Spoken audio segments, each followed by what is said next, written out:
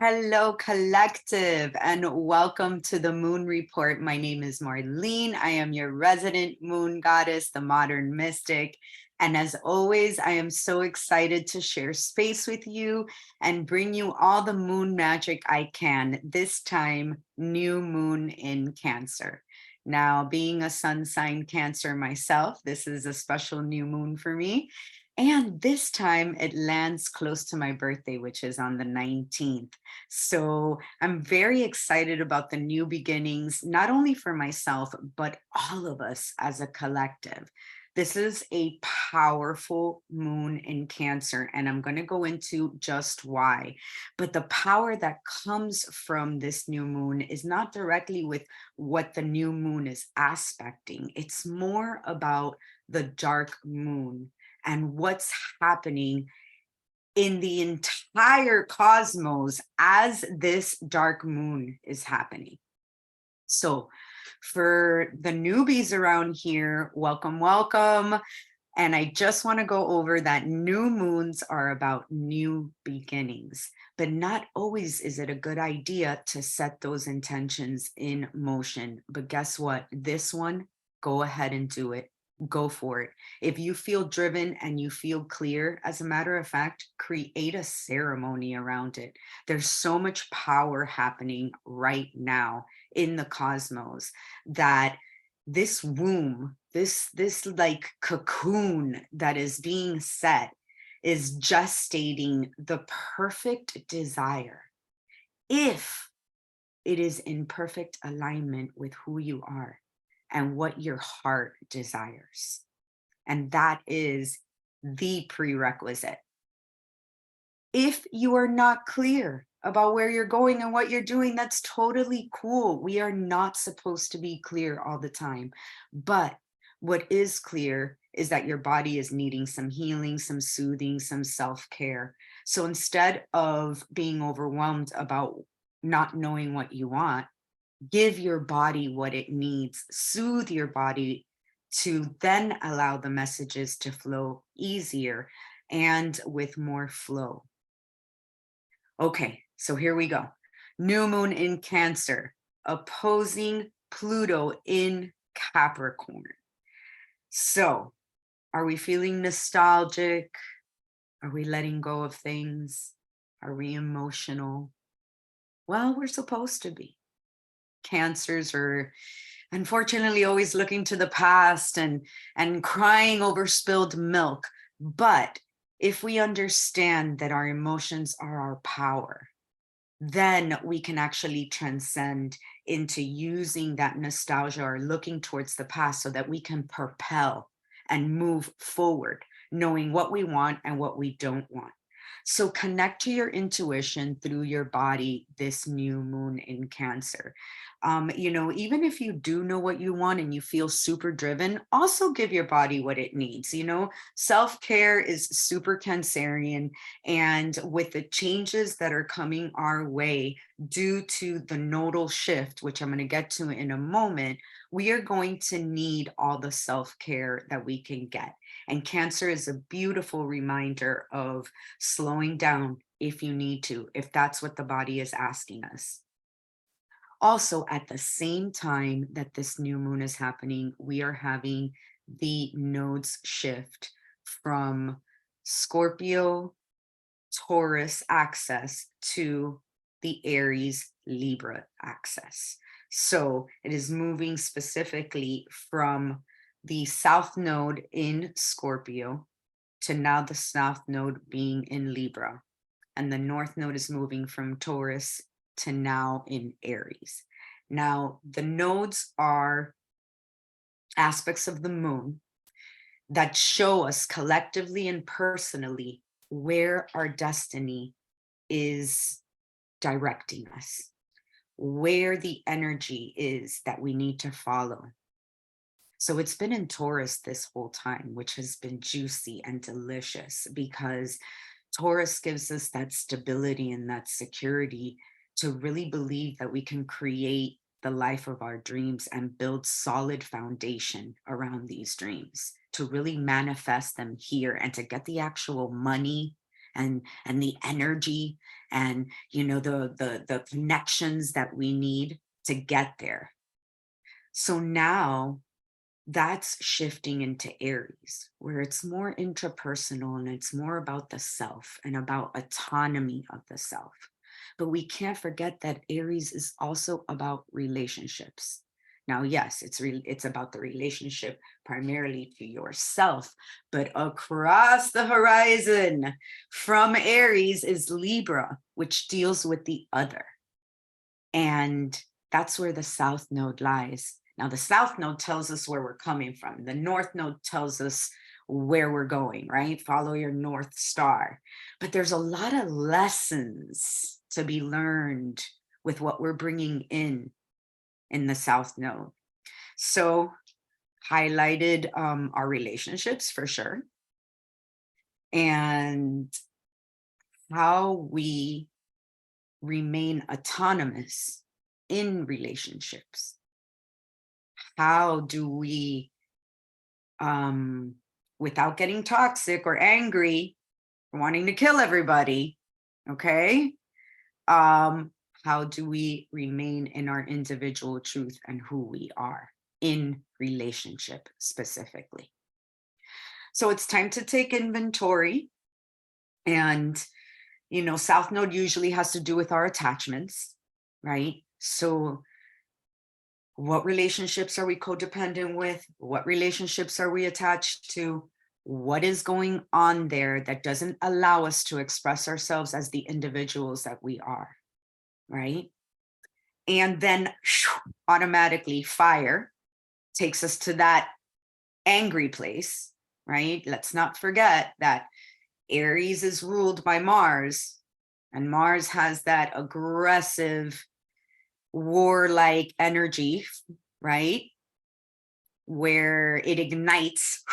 I mean, it is the spark of creation, right? It's like Aries is the first sign of the zodiac. It is where we incarnate, right? Is where we have that spark of creation. It's baby fire, as I like to call it, right? And not easy to control. So let's keep in mind that, moving from the lessons of the South Node into the North Node is moving into like the head of the dragon, right? So in Vedic astrology, the North Node, which I forget whether it's Roku, anybody that's here live, and remembers the Vedic name of the North Node, please share.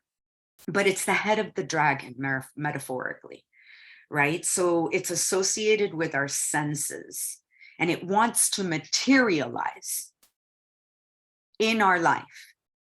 So for that reason, it packs a punch. It comes with a lot of intensity, and it's moving us forward, right? And especially it being in Aries and in Libra now, that are cardinal signs. If you're in Aries, if you're a Libra, if you're a Cancer, if you're a Capricorn, you're going to be feeling it. Ketu South Node, Rahu North Node. Yes, thank you. Thank you, Ilona. And this is important because the South Node is about detaching, and a lot of lessons around the South Node will come up to kind of pull us back into the familiar. But now, is the familiar always the best thing for us? Right?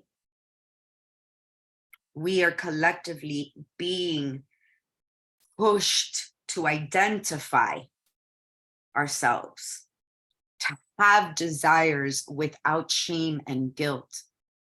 Being a human is working with your senses and having desires. A lot of us have been taught to associate shame and guilt about wanting things and desiring things. It is time to let go of these things and bring balance and harmony into how we relate when it comes to our desires and how we express and communicate them. So with the North Node being in Aries, we have to watch the ego. We have to keep it in check. Remember, the North Node tends to materialize, and Aries is obsessed with identifying itself. So we need to find that balance. Lean into your spirituality. The nodes will be here for 18 months, give or take. So this is a huge, large transit. And it's bringing change fast. So again, spirituality, taking care of your body, listening to what you need. Oh, I've been meaning to get back to that meditation practice. Time is now. Get that done. Let's start putting a 21-day meditation practice into place. Let's call a friend and say, hey, you want to meditate with me? Lean into your spirituality, because it will help you break through the illusion that you may be facing when you're dealing with certain relationships, depending how close they are to you. You know, the closer the relationship, the more difficult it is to see the spots that are not working. The more we care. What is it that I heard the other day? This was epic. Oh, with another level, a new devil. Love that. And it's so true. Just around the corner, there's a new shadow that we haven't seen. And right now, in the last degrees of Scorpio, beginning degrees of Libra, you know, the intensity, it's like the skeletons that haven't left the closet are like, everybody's like, oh, move over, move over. We're going to make it out too. We're going to bring it to the light so she can work with this, so he can work with this, so they can work with this. Right? So are we feeling ready though? Like, you know, I really want you to ask yourself this question. You know, are you feeling ready? Because if you are, this is the new moon to put those intentions out there. As a matter of fact, again, I encourage ritual and ceremony around this new moon. If you don't know where to start, I have a great workshop, altars, ceremonies, and rituals, that I offer digitally. I'm going to share the link with those of you in the chat that are here live. And I'll share the link in Mighty Networks as well for those of you that are catching the replay. And it is a workshop that gives you 3 practical rituals and ceremonies that you can adapt to anything that it is that you want to manifest right now. And it is a perfect place to start with this new moon, because it has a clearing ritual, then it has a calling in ritual, and then it has a ritual that protects that, whether it be an idea, whether it be a relationship, whether it be a career or a project that you want to really keep close to your heart and protected. You know, too many cooks in the kitchen. What does it say? Too many cooks in the kitchen spoils the soup, right? Sometimes we need to keep things close and protected, not completely closed off, but somewhere in our heart of hearts, where we nurture it and tend to it until it actually has some life, and then we can share it with others, right? So I love this for this kind of dark and gestation kind of moon, so that you can, you know, because if there is a story, a project, an idea, a thought, something that you want to get out into the world, it's literally like if you're pregnant and you're holding this thing in your womb and you are nurturing it and gestating it and waiting for it to reach 9 months. and then come out of your womb. But you don't want to hurry that baby up. You don't want a premature baby. You want a healthy, full of life, full of energy baby. This is what we do to our manifestations when we rush them and we don't believe in divine timing. And we believe that we are in control of everything. And we are not. We are co-creating with the divine, with the creator, with the universe, with your higher self, whatever it is that you want to call it. But this is a co-creation. And it is in that balance of letting go and setting intention that we allow the magic to happen. So I encourage ceremony. And on this new moon, you know what you want, especially you that are here live with me, that I see your faces all the time. You have done the work. I have seen you grow. So if you're listening right now, you're probably one of those people as well. And I know it comes with the scaries, but ask yourself one question.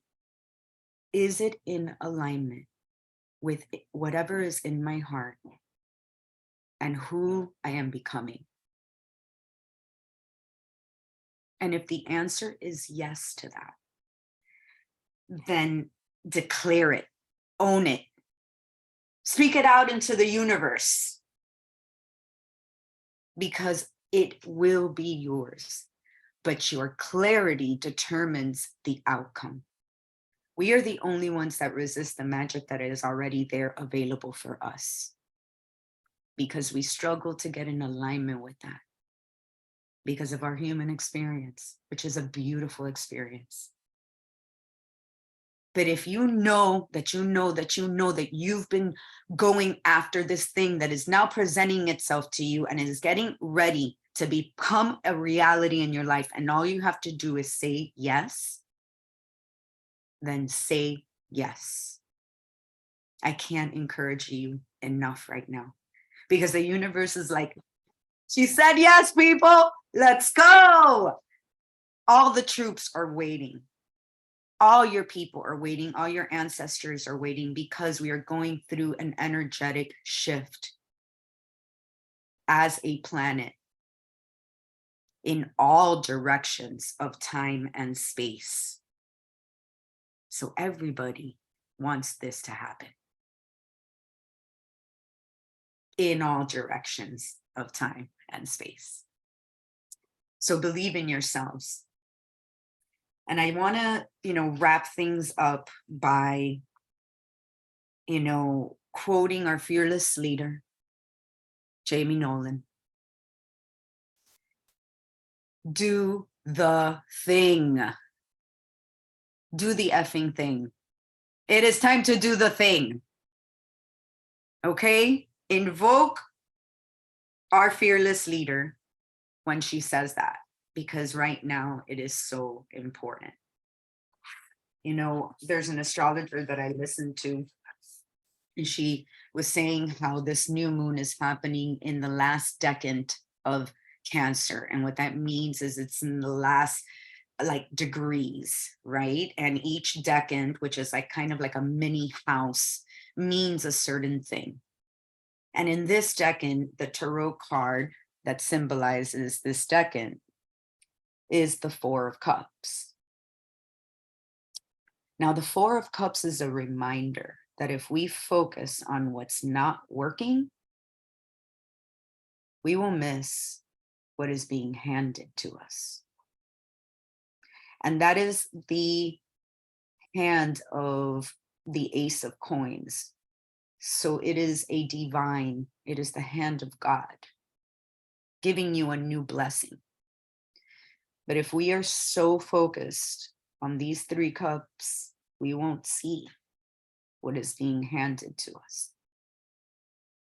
So I want you to close your eyes right now and take a nice deep breath all the way down to your belly. Expand your belly. And then exhale all the bullshit that holds you back. Breathe in, fill your belly again.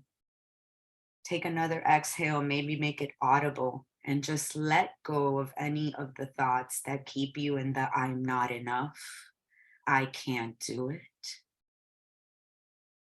Take one last clearing breath, and this time put a color to it.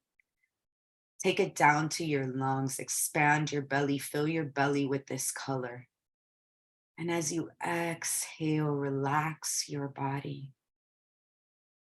As I introduce this visualization to you, imagine, pretend, visualize that you are under that tree of the Four of Cups. And in front of you are those 3 cups that are not working. Take a moment and label each of the cups. Come up with 3 things that you think that are not working for you right now.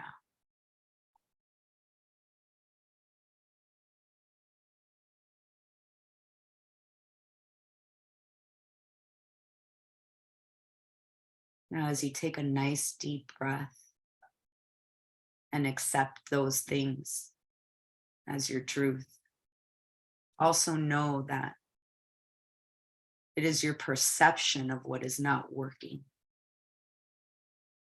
that is keeping you from seeing what is. So maybe an apple, an orange, a coconut falls from that tree right next to you. And you can pick it up in your hand and knock down as many of those cups that are in front of you that you are ready to let go of. Sometimes we are not ready to let go of some things that are in our way. So before you take your shot, take a nice deep breath. And if you're ready to let go of those things, go ahead and throw something and knock them down. Get them out of your way. They are illusions that are keeping you down. And now, maybe immediately or maybe within 24 hours, you will see that 4th cup that is being handed to you. That blessing, that opportunity, that gift that you couldn't see before, but now you've made room.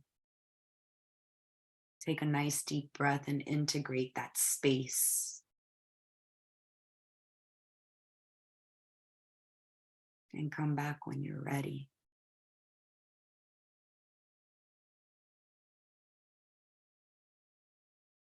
It's time to pick up that gift because you deserve it.